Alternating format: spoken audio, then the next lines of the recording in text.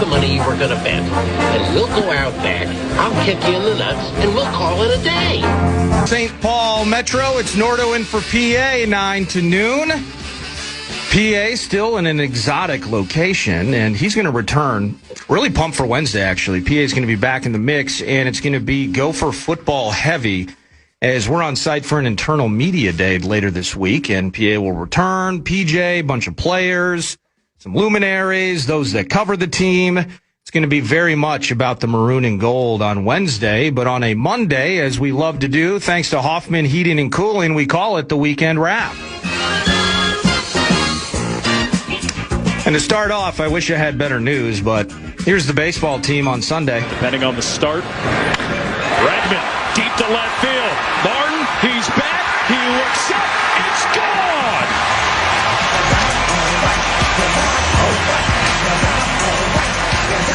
Two-run home run, Alex Bregman, 10th of the year. Cubs on the board in the first. It's a 2-0 game. Yeah, that's all they needed yesterday. It was 10-1 the final. At some point, Royce Lewis decided to jump into the mix, and he hit a sac fly to score Martin. But other than that, it was all Cubbies yesterday. They meatloafed the series, 10-1 yesterday, 6-2 on Saturday after the Twins returned from the All-Star break to get that 5-2 victory. Now, they move on. No rest for the weary. They're on to Cleveland. So the Guardians, I believe that starts today, and Joe Ryan is on the mound. So loving our shot there in the division collision. But Dan Hayes of The Athletic covers the baseball team. I believe he's en route to Cleveland as we speak. And he's going to join at 11. But we're going to dig into the next couple of weeks with him, the trade deadline coming up. But he wrote a piece kind of talking about...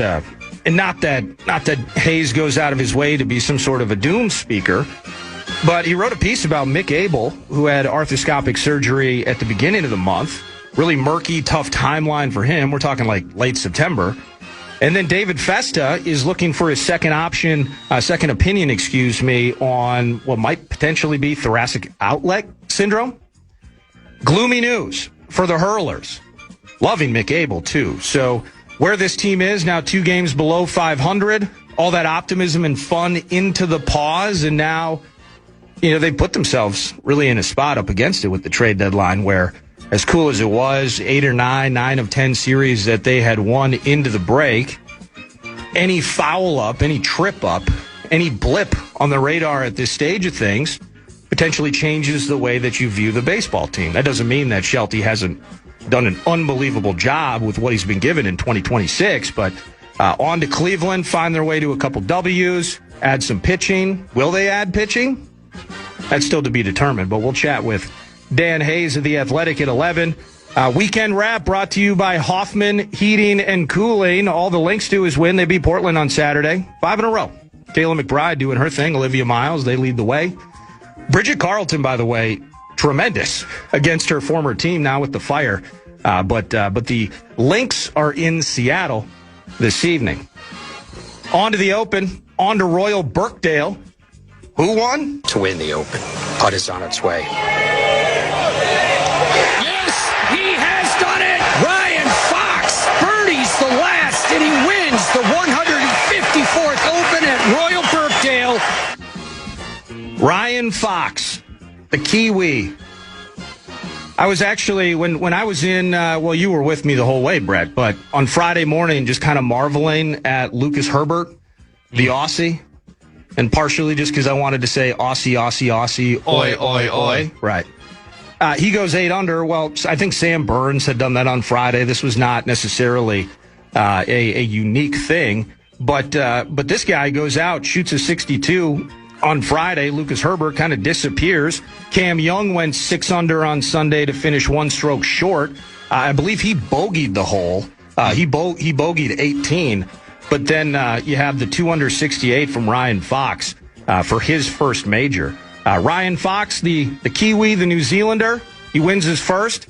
His best ever finish was 19th at last year's U.S. Open prior. So a massive moment for Mr. Fox in terms of his finishes in majors. He's hoisting the jug. Good for him. Has Scotty Scheffler made a putt all year, by the way? I think this was a perfect finish for Minnesota golf fans. And I'll tell you what, you got drama, which is what we wanted. We like drama. Now, if the American would have won, that would have been great. But it's still drama down to the last hole with like 3 guys in the mix. But also, Scotty played well, but not so well that he would want to sit on his ass and not get on a jet over to Minnesota to try to play in the 3M Open. Yeah. So he's still got something to prove while also playing well. Maybe you just need one more tournament to get that win and that mojo going. He'll make every putt this weekend. Think about it. He could, and you could be there. At the 3M Open. Right here locally, Scotty Scheffler is going to be in the mix.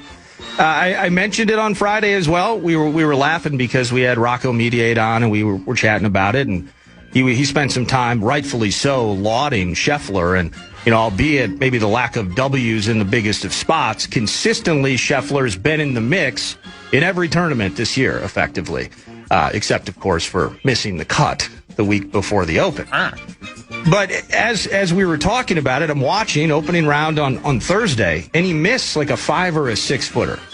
And and those that follow and watch every single weekend, I watch the majors, but is that his thing this year? Like Scheffler, just so crisp and just the best on the planet until he gets inside of 10 feet. I just don't feel like I haven't seen him make a terrific putt in any of the majors this year. So, I don't know. Scotty kind of letting me down a little bit. But Cam Young, he had to feel good with his round and stretching that out. And then he's got to chill and wait in the clubhouse. Yeah. And the birdie on 18. The birdie on 18. That was the big difference there. It's always a tough watch when they're warming up on the range and you just see them put the clubs away and slowly he's hitting the bucket of balls. He's ready for whatever the playoff scenario is. And then, all right, wrap it up. See you later, boys. See you on the flight. Gots to go.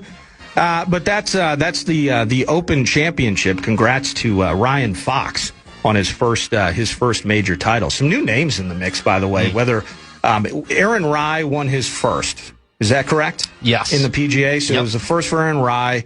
I know it was the second for Wyndham Clark. So not necessarily a brand new name, but when you're looking at who's favored on a major-by-major basis, Wyndham Clark probably was not among the top 5-ish, top 10-ish maybe, that he handles the U.S. Open, and now Ryan Fox. So some fresher names to the major title winners list. Yeah, none of them got picked in the Power Trip golf bed. They were not on the list of 15. So we might as well just get to it because we're going to put the beautiful game on a 4-year hiatus. And as part of the weekend wrap presented by Hoffman Heating and Cooling, it took extra time and a beautiful moment from Ferran Torres. Oro chance to cross, hooks it in. Williams battling, knocks it down. It's free. It's a goal. It's Ferran Torres. And the final. Finds Ferran Torres. His final touch of the game. He had the decisive touch as well. Spain, for the second time in their history, have won the World Cup. 1-0 the final in extra time. Spain do indeed lift the World Cup trophy for the second time in their country's history. Messi, the Argentinians, while some of them, specifically Paredes, didn't take it very well after the final whistle. We can get to that at some point maybe, but in the end, Spain, one of the pre-tournament favorites, the system, the collective, handled business yesterday against Messi and company. I will do this, and then I'd like your thoughts on yesterday's match, Brett. Big thanks through all, whether it was Mick Ultra, it was Stella, all the watch parties that I got the chance to do over the course of this tournament. B-52 in Ember Grove, Doogies in Hastings, Heartbreakers out where I live in Chaska, Baldies in Lakeville, Caspers in Egan, McHugh's in Savage, and then yesterday, Boardwalk in Shakopee. Unbelievable party at Boardwalk yesterday afternoon. So thanks so much to everybody that decided to join us. It's been a blast, but it's over.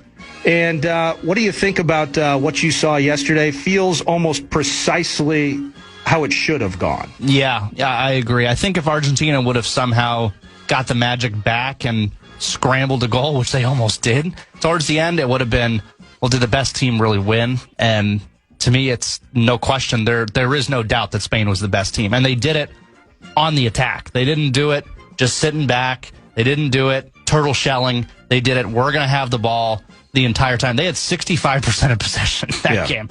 The XG 2.29 compared to 0.2. That's expected goals. Correct. Yeah. Argentina didn't have a shot until the second half of extra time, not the second half of the game. They just dominated them start to finish. It wasn't the most flashy game, but that's how you play that style of game, is you just have the ball and they can't score. Now, I'm not going to say that Kubarsi, the young backliner, the center back, the 19-year-old future star, maybe the next Sergio Ramos, who knows, for Spain. I'm not going to say he didn't sell that thing a little bit. But are you kidding me, with Enzo Fernandez in that spot, playing on a yellow card? For those of you, if you get a yellow card twice in a game, that is what we would call a soft red, and you have to exit the field. What was Enzo Fernandez doing? Because at that point, Argentina had already been impossible in terms of their ability to get up the field, sustain any possession. You mentioned it, 65-ish% for the Spaniards. What are you doing in that moment on a yellow, stepping in like that and putting your team down to 10 in the freaking World Cup final? It's just so brutal because it's a split second. It's like it's very similar to where you're on a road that's maybe a 60, but there's still stoplights, which is super weird, and it flashes yellow, and you've got 0.2 seconds to decide, am I going to nail the gas or am I going to slam on the brakes? And he decided, let's go gas, and it did not pay off for him. It was absolutely a foul. It was probably a yellow, and that's all it takes for you to get sent off. You already have one. It was reckless, and it was the wrong decision. It was reckless, and the tough thing is once they give the yellow, there's no undoing that. Yeah. If that would have been a straight red call, and maybe VAR maybe you can pull that back. Yep. You're not pulling back the yellow. He's already on one. Goodbye, Enzo. And Enzo, who had been a hero for Argentina with the equalizer in the semifinal, is now wearing some egg on his face. But in the end, and I got this from Charles in St. Paul. Yay! Finally, soccer's over.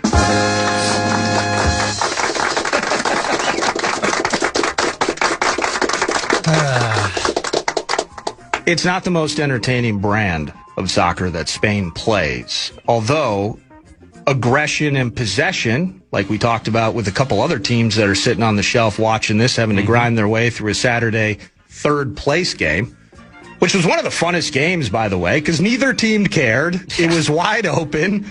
Wasn't it Saka had a hat trick? Yeah, it was that. I saw the lineup, but I saw Harry Kane wasn't playing and Bellingham wasn't playing. And I was like, all right, they don't care about this game. Yeah, they did not care. But it was fun. It was absolutely fun. And but now, for you out there, of course, MLS is back in the mix. And maybe if you're a casual fan that decided, you know what, I'm gonna start checking this out. Of course, domestic leagues are going to kick up pretty soon. But in terms of 9 to noon, we can finally close the book. I don't want it to end, Brett. No, I don't. I'm mourning it. It kind of went by fast. Too fast. It went from 3 and 4 games every day to nothing. And we'll see you in 4 years, soccer fans. Well, guess what, Nordo? What's that? First preseason game for my club is Wednesday. Here we go. See, and no one cares. Yep, we're putting an end to it. Yep, it's over. It's done. It's over with. Yep.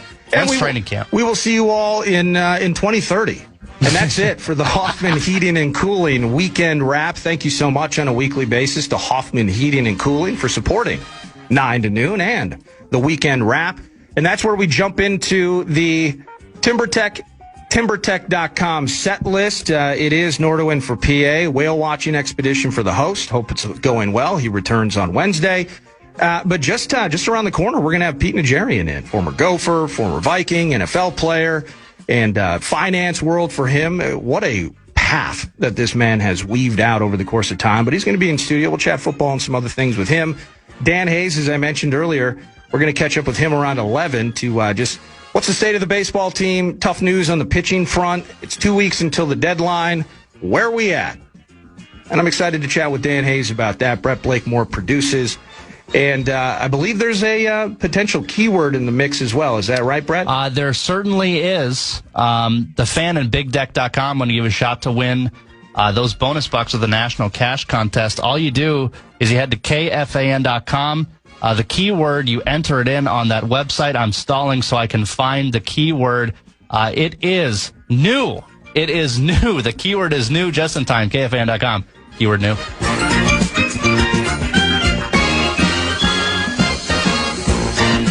You're listening to Eric Nordquist. His show highlights. You can follow KFAN 1003 on Instagram, TikTok, Facebook, X, YouTube, all of our social channels. Stay connected and follow the sports leader, The Fan.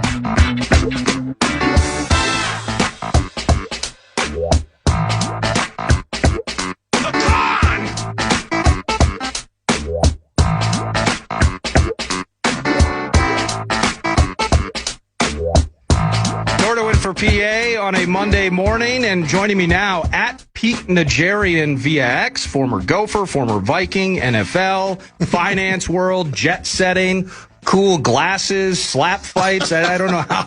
I don't know how. Where do we start, man? Well, I will start with this. I'm so excited to see you, and the summer's been good to you. And as you are able to get out of Minnesota, and experience some different things, you just hit me casually off the air. Well, yeah, I went to the UFC and the slap fights in Vegas, so I have to start there because now it's on my mind. But you have to break down for me how you ended up at the actual slap. We're talking about it's one arm they're holding. They're holding some sort of leverage, like the table in front of them, and they just slap each other until someone goes down. It's the craziest thing I've ever been involved with. And it's men and women, by the way. This isn't just guys doing this. There's certain rules. You've got to be flat-footed. You've got to do this. You got to do that. So it's, but it doesn't mean they're not slapping the crap out of each other, which is exactly what's happening. It's so uncomfortable for me to be standing there literally 10 feet away and watching a guy's eyes roll back in his head and fall to the ground, or a woman. I mean, because the women are just as ferocious as the guys. And it's the craziest thing, but it was interesting to do once. So I don't know that I'm going to do it again. We can check that box off, and now we can just move on and put it in our back pocket as a little bit of piece of history. Another aspect, I do want to start here. So when I asked you to join and our stars aligned, you were mentioning, because of course your time not just with the Vikings but time in Tampa, and you mentioned you were watching a documentary on the Tampa Bay Buccaneers, right? And so, you were back in the creamsicle days. Yes. Of course you were. I love that expression. And from the 70s starting out, I think it was 74 or 76. 76 first season, they go winless, and that was only bested by the Detroit Lions many years later. But in terms of how that team was built to ultimately from the time you played to when Tony Dungy gets in, and then you probably felt a significant shift around the time Dungy came in. But just you clearly have there's clear connection there, but pride around not just your days with Tampa, but watching that growth as a franchise, now 2-time Super Bowl winners. What'd you love about it? One of the greatest, I'll tell you what, when I had the opportunity, I was coming away from the Vikings. We had just started what we now call free agency, and it is what it is now, right? But back then it wasn't that way. It was 6 individuals from each team made the free agent level, and they could make moves around and so forth. And so I got the opportunity to go to Tampa. I loved the opportunity, and that was well after the John McKay days of the early start of the Buccaneers, which was terrible. As you mentioned, I think, is it 26, and they were 0-26 or something like that. I mean, I think it was dang near 2 years worth of football that they hadn't had a win. I'm about to pull it up and verify. And I'll tell you, John McKay, great coach, came out of USC, national titles, had all this stuff that you would think would be immediate, but it just shows you the difference between college and pro. You have to do things a lot different, I think, at the pro level than the college. College level, you're basically suddenly the father of all these players, right? And you're in charge, and you're able to do a lot of things that you can't do at the next level. Yeah. And I think that's where John McKay probably slipped up a little bit with the Buccaneers.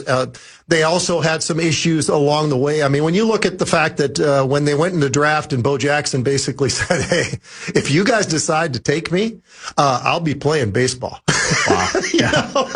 Which he did, and then went to the Raiders, you know, and all that whole story. But can you imagine having the very, very first pick in the first round and not being able to get that guy to play for your team? I mean, that's something that puts you back a few years as well, right? And I know Bo well. He and I played in the Japan Bowl together. I got to tell you, nice guy. He lived near me when I was down in Chicago for a number of years. The Japan Bowl? You don't remember the Hula Bowl in Hawaii? No, I remember that, yeah. So I did the route where I decided to go to the Japan Bowl because I basically looked at everybody else and said, you know, who's going to the Hula Bowl? Who's going to the Senior Bowl? Who's going to what? And everybody was going that year to the Japan Bowl. And so that's where me and Bo met each other, and the guy was the nicest guy in the world. Here's a Heisman Trophy winner, comes walking up to some bozo linebacker who's just kind of sitting by himself up there, you know, in the airplane. He comes walking over and sits with me, and he goes, "You don't know very many of these guys, do you?" I go, "No, I don't know any of you guys." And he's looking at me, and he goes, "Well, I got to bring you in, man. You're part of this whole thing." And how many guys would do that? Here's a Heisman Trophy winner, just walks over and taps me on the shoulder, and he brought his fiancée along. He was the only one allowed to do that, but that helped switch where he was going to go. He was going to the Hula Bowl, and then he went to the Japan Bowl. So, you know, but that was a lot of fun. And, you know, that's another part of the storyline of the Buccaneers. I think anybody who gets the opportunity ought to watch this documentary. Is it Netflix? I can't recall. I think it is. I'll find it specifically. You had mentioned it. I had not looked it up yet, but yes, I'll verify exactly where it's from. And, you know, your time in Tampa and now you spend time in Florida, and it's always, it's not like it's this different universe down in Florida. I mean, it can be, but from a sports standpoint, it's always been interesting, like how tough it has to be in a place where it's transient. A lot of people that live there did not grow up there. Right. And from a sports fandom standpoint, you're trying to build this new franchise in paradise. Right. And so when your team's hideous, and it was 2 and 26, their first two. We were hideous. Yeah, I'm hanging out in Clearwater. You know, I'm going. Me too. Yeah, I was going there after practice, man. No, I'm going to the beach. I'm going deep sea fishing. I have so many different things that I can do, and I just it's just versus up here, right? Yep. I mean, as soon as the weather starts to turn, this place was built to have sports teams to follow and bleed for every single year. But down in Florida, it's like I got options, man. I got sunshine and palm trees over there, and you're rolling this out. Things have changed a little bit now, though. Their fans, I got to tell you, even back then when I was playing with the Bucs, and we stunk. I was fortunately not part of that 0-20 or 2-24 or whatever that was. But I think we were 5-11, 5-11, 5-11 in the three years that I was there. We just couldn't get over the hump. We played in the big sombrero, they used to call it back then. That stadium that was there. It was cool. It was built like a hat, you know, and it was a lot of fun. We had great fans that wanted to, you know, see the Buccaneers do well. We just didn't have the people to do it well. And I think some of that problem came, you know, when I was playing there, we had a gentleman named Ray Perkins. Yep. Ray Perkins was a special guy who was selected to be the head coach at Alabama when the all-star of all time decides to walk away. But as soon as he got that opportunity, he took that Bucs job. And, you know, it was interesting because he and I would sit down after practice at least once or twice a week, and he would ask me questions because he kind of felt like I was a little bit different than a lot of the other players. And he wanted to know, like, I came from the Vikings. We had just come off a year where we did pretty well, but we lost in the playoffs. And then I think it was Washington ended up going into the Super Bowl that year. Well, 87, didn't you go to a title game? 87, yep, 87. So was that the Saints that knocked us out that year too? Yeah, I don't know if that was it. It may have been. I can't. God, you and I are both needing to go. We need to go to these computers. Thank God we got them. No, you nailed it with Washington. We pound we. Well, I was like 4 years old at the time, but you guys pounded the Saints 44-10. Trying to make me feel old, which is a beautiful tradition. But yeah, you know, and he asked me, he goes, "What was it about the Vikings? How did you guys build a team that, you know?" And we used to talk about that kind of a thing. And one of the things that you and I talked off air about was, you know, where do some of these players come from? Who are some of the better conferences? Yeah. I broke it down in a different way, which is, where do I want to get the running? Who's probably got the best running backs in all of the game? What conference has that? Yeah. And a lot of the time I would say, well, it's probably back in the day, it was probably the Pac-10 who became the Pac-12, who became the Pac-nothing. Now they're back. Now the Pac is back. But, there was a lot of kids coming out of USC. Yeah. So many good running backs, Heisman Trophy winners. UCLA had some great players. Washington has had some. More recently, names like, Oregon have had some great running backs and so forth. Offensive line, go to the Big Ten. Right. You go to the Big Ten. And I said this to him. I said, look, you keep drafting all these clowns he and I had a really good relationship, so I could say that. But I said to him, I go, you're getting these kids out of, some of the schools in the SEC, and I think you think they're so good. I said, they're not. Well, who did we draft the next year? Paul Gruber out of Wisconsin. So he actually was listening to me when we were talking about this stuff. Because, you know what? I think that each conference does have something to give. Quarterback, you can get quarterbacks a lot of different places. But I think you do have to look at the competition that those quarterbacks are going up against, right? In the SEC, it's pretty tough. It is. Probably some of the best secondary players in the country come out of the SEC. So if you've got good quarterbacks down there, they're likely, not 100%, but likely to be pretty successful in the NFL. That's true. And I think that's somewhat similar with Big Ten. Pac-12, the problem is, look, how many USC quarterbacks were drafted in the first round that stink? And I'll tell you, it's a lot. It is a lot. It is a lot. And why is that? Well, probably because it's a totally different game out there. The Pac-12 back in the day, it was a totally different way of playing football. They'd run it pretty well, and, you'd be slinging the ball around and all the rest of that. But they weren't the same kind of players that we had in the Big Ten, the SEC. Shoot, I'd even say the Big 12 with schools like Nebraska and Oklahoma and some of those back in the day. I'm going back in time, though, man. Well, it's interesting how it changes, though, because in some ways, like everything that you said about the Pac-12 and what they've gone through is totally accurate. But now the Big Ten has imported some of that. Oh, yeah. And so the interesting opposing forces meeting in terms of USC has to adapt to what happens up here in the cornfields. Yep. Similarly, we have to adapt to what they're doing out west, right? So, the cultural influence of these conferences. That's why, one thing I did want to get into at some point is the Big Ten potentially the best conference in college football right now? And yes. It's three straight national champions, all different teams. You have the chance to go 4 in a row with what Oregon's about to put on the field here in 2026. Yeah. But as there's some good and some bad things about the conglomeration of all these schools now, right? There's some people living in purgatory. Maybe our favorite college football team would be one of those. Yeah. But in terms of the high enders, the Big Ten might be in the catbird seat at this particular moment. Yeah, I think so. I mean, so many people, all you got to do is just go south of the Mason-Dixon. They'd say we're both crazy, and it's the SEC. I'm sure there's a few people up here that'll say we're crazy, too. Well, that might be true, too. But, you do look at schools like Ohio State and Michigan, and, then you look over to the west, and you see teams like Oregon, occasionally Washington. Yeah. Oregon's loaded every year. And why is that? Well, they got pretty good money. Not bad. Yeah, when you've got Nike money behind you, you're probably going to do pretty well. And they just do. And I'll tell you what, they stole one of our very, very best players from Minnesota.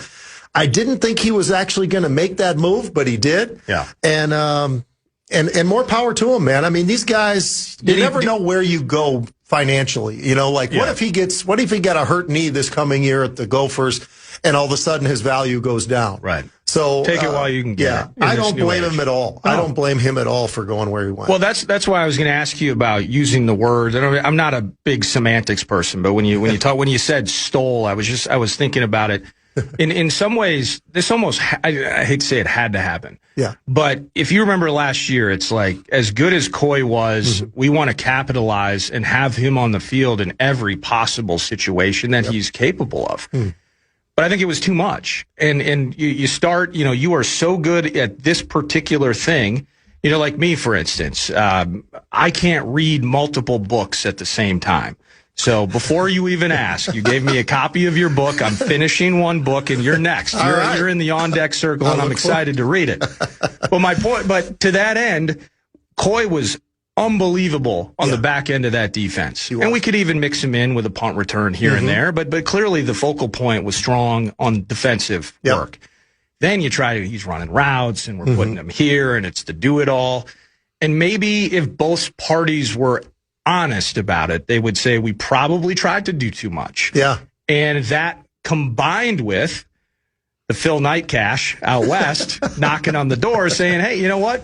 I don't need you to return punts. I don't need you to run routes. I just need you to be the best safety in America. Right. And I'm going to make sure that you're drafted sometime on Thursday night, maybe early Friday at the latest. Oh, and here's a bag of cash for your troubles. Right.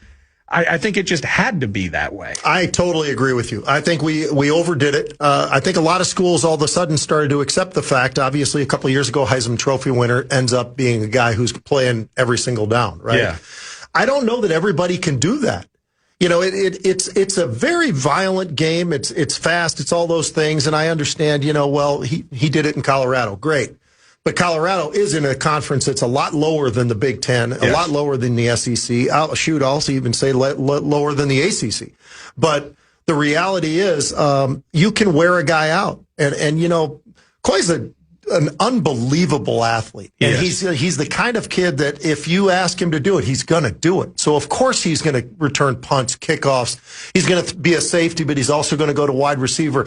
And you know what? I was at a game last year. I think it was the Cal game where he might have had his worst game he's ever played. Yeah, out west, he muffed that punt. God, he muffed terrible decision.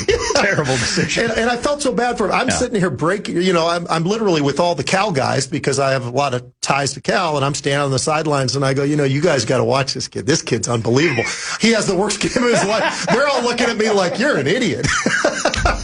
But I'll tell you, the guy is special, but they had him doing so much that on those hot days and everything else, it starts to add up to you, right? I mean, you know, and one of the things that I always hated about the Big Ten was when I played, there was one school, Purdue, that actually had real grass, natural grass. Everybody else was turf.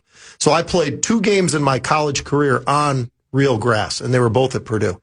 For real? Yeah. Well, I want to get into that with you because there's a movement taking place with the World Cup, and you know they can figure out how to put real grass on the field for this tournament. But the owners somehow are just head scratching, stubborn, and unwilling maybe to do so with their current highly compensated product on the field. It's money, man. So it's money. There are players that I've heard talk about it as they look at today's game. And this would be probably clear, and maybe this is connected to Coy, maybe it's not. 30 years ago, if you played linebacker, you knew everything that you were supposed to do. You knew everywhere that you were supposed to be. And maybe in certain packages, you know, you need to know that this guy's pulling, that there's a stunt here, and that's where I'm going to go. Right. Well, I've heard that players today, it's kind of, you know, let's use Brian Flores' scheme, for instance. The cornerback needs to know where the linebacker is. He needs to know where the safety is. He needs to know which edge rusher. It's not that you or any player that played 30 plus years ago, it's not that you can't do it, but you just didn't. Mm-hmm. And now it feels like the average player, the breadth of information to operate some of these systems is so much more maybe than it used to be. And that can be part of the hurdle in terms of asking somebody to play both sides, to operate in super complex schemes and things. You see that at all? I do. I would say that, you know, when I played, I made it in my head. I had to know every single, you know, you're literally at linebacker. You're the quarterback of the defense. You have to know everything about the secondary. What are the 2 safeties doing? What are the 2 corners doing? Are they bumped up? Are they going back? All those things. And I think good linebackers, you know, I did my best with whatever physical skills I had. And I never cheated, never touched a steroid in my life, any of that kind of thing. But I worked my tail off to be as good as I could be. But one of the things that helped me was I knew where every defensive lineman was supposed to be, what gap they were supposed to cover, where the other linebackers were, where the safeties were, and the corners and so forth. And it is a lot of work. I mean, if you can do that, and you know all of those variants of the thing, it gives you a chance. It gives you a really good chance to maybe get some wide open hits and all the rest of it, you know, the things that you're really looking for. And, you know, every once in a while, it gives you the opportunity to say, you know what, that's a wide gap. I can get through that son of a gun. I'm going. And, you know, and I think that sometimes we make it sound even more complex. And I think, I don't know why the teams have done that. I mean, if you hear some of these plays that the quarterback throws out there, It's ridiculous, right? But each one of the things is half the play clock, just right. trying to and you're trying to get it all out, right? It's why you see those players getting so angry and trying, give them the wind up. Get me this stuff, man, so I can get it out there. But a lot of those players, they're only listening for one thing. The offensive line is listening for the first couple of words that come out of the mouth of the quarterback. That's it. Now it's telling basically the next part of what he's saying is for the receivers, the next part for the running backs, blah, blah, blah, right? Yeah. So they all know when they have to listen. But they do make it far more complex than it has to be. I honestly believe that. I think it's a bit crazy how these plays sound like you were just saying 20 seconds of the 30-second clock or whatever. Hold on. Nuts. Got some GPS coordinates in there. We got 3 different state names. Blue 32, partly cloudy. Yeah, absolutely. Let's do this. Let's pause. It's Pete Najarian in studio, former Gopher, NFL, finance, all sorts of things that we can dive into with Pete. But we're going to continue down the conversation, maybe the current incarnation, year 10 of PJ, year 5 of Kevin O'Connell and the Minnesota Vikings. Yeah. What's going well? Maybe what didn't go well in terms of what we're putting out on the field as players report for training camp this next weekend. I believe it's Sunday, and then by Tuesday, the vets report, and then construction of the dream down in Egan. Lots of things to chat with Pete Najarian about, and it's Nordo and for PA right here on the Fan.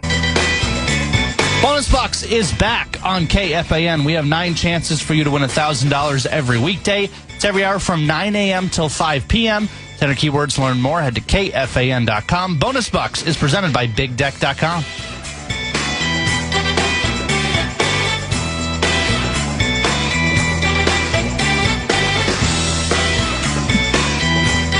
Nordo and for PA with Pete Najarian, the hottest talker, the hottest question you'll ever be asked, Pete, is a ton of scuttlebutt about real grass and turf, and you're not the first person that I've ever broached a topic with. But the turf is not like old school Metrodome anymore, where it was cement with just a green rug effectively on top of it. I had to play there my whole career, Brett. Okay, there you go. It's brutal, man. And so after a Saturday, your knees finally feel good by Tuesday, maybe. But it is truly just a money thing here, right? Because players are getting super loud about it. They've frankly, in different ways, they've been loud about natural playing surfaces for years, going back, and maybe it was a conversation when you played too. Yep. But the NFL just goes, nah, no thanks, and it just moves on. And that kind of feels, and maybe it's a negotiating tactic down the line for the next CBA with the NFL. But clearly turf not going away at any time. Right. But it just seems functionally, I've never heard of a player that says, yeah, I prefer turf to a well-manicured natural grass. And if you do find that player, you got to tell us who it is. He's crazy as a loon. But, the reality is that players, of course, you'd rather be on grass. But there are some guys who, they like the turf because you can stop so fast, right? And it stresses your knees and your ankles and your hips and everything else. Yeah. But you know what? They want to be able to stop right when they wanted to stop. And, you get a little slippage, I guess, with the grass. I think the reality is we're seeing more and more of these stadiums, though, where they're rolling grass from outside inside. And it gives the opportunity for players to be able to play more on grass. And, the one thing that you do have to, say something, I guess, to the guys up top or whatever, the ownership, that's going to cost money. It's going to cost a lot of money to be able to have natural grass into these stadiums. A lot of these stadiums, whether or not they're, mostly, obviously, some of the domes that still exist out there, but it is something that I think the players ought to keep on pushing. I mean, I know for a fact that it hurt my, quote unquote career, if I can call it that. But, I played a number of years, and I'll tell you, it slowed me down for sure. And it's the years after that too, where your body is just, I have an elbow I've had surgery on multiple times, shoulders, that kind of thing. So there is no give. Right. I mean, when you're playing on that turf, it's better now than it ever was. That doesn't mean it's good. So grass is still the way you want to play. Well, and how much, maybe I'm just too daft on this or just being lazy about my thinking in the regard that I think that these multi-purpose stadiums, that owners would use that as an excuse. And it's saying, as much as it's going to cost for us to roll out the sod, we're stamping it, we're even doing temporary irrigation products to keep the thing wet and ready for Sundays. Well, I got Jason Aldean coming in here.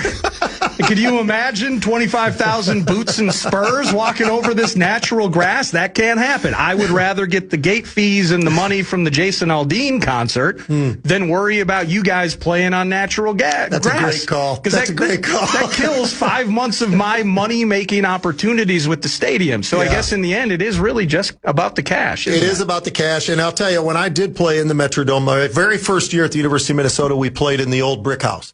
But then we went over to the Dome, Triple H. And I'll tell you, it sounded so cool, man. We're playing in a dome. We got this, and the sound, the volume was unbelievable, right? I mean, all of that was there. But I'll tell you what, the Twins and the fact that they had a pitcher's mound out there that, they kind of had to move around in first, second, and third base and all this, there was a lot of spots on there that were terrible. Did you ever get caught with a little carpet seam? Oh, sure. Oh. Yeah, plenty of times. That might have been what caused my first injury. I don't know, on my knee. I had my knee operated on, I think it was 3 or 4 times just at the university, and then a couple more times at the upper level. But, it's one of those things that you just kind of roll with it, I guess. Yeah. But, I think it was turf related. But, what are you going to do?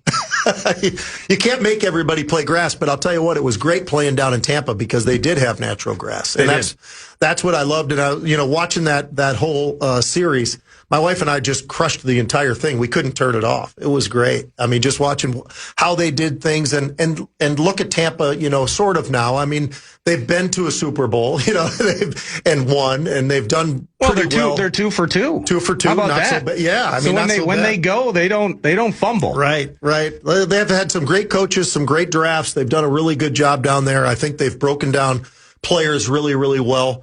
I can't point a finger and say anything like what happened during this time for the Vikings or whatever, but we've been close. Yeah. We just can't get back there. I mean, we were there 4 times, 0 for 4, and now we've gotten, deep into the playoffs at times or whatever, but that's been a while too. So, it's just one of those things that you just wonder, when are we going to get there? When are we going to break through? When does that happen? Yeah. And but so many things, maybe whether it was in that documentary and in your vast playing experience and being around the game as you have, that so many things have to go right. Yeah. And so even once maybe next segment, I want to dig into the QB chat with you.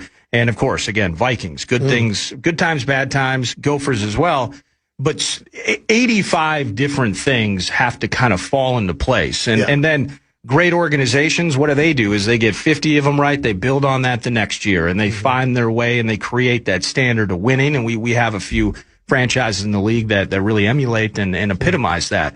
Yeah. But how much it took for John Gruden taking Dungy's Bucks to the Super Bowl, and what was it, Dexter Jackson and Brad Johnson, who had been here in purple years prior, and you think about then coming back, it did take LeBron style Tom Brady. I'm going to take my talents down to St. Pete, and just the what it takes to get over the hump. It seems daunting if you break it all down like that. Yeah, I tell you what, I have all the Tom Brady is so special in so many ways, and not everybody always knows it. I'm sure you guys have talked about this, but that guy changed his contract so many times to get the right players there. And you just have to respect that. I was just talking about this the other day.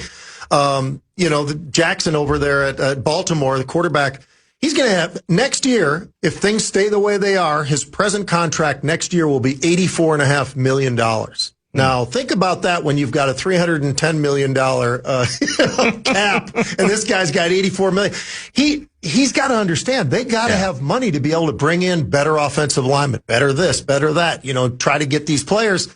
And Tom Brady did it his whole career. He just kept saying, hey, I want Randy Moss. What do we got to do? What do we got to pay him? I'll take a cut.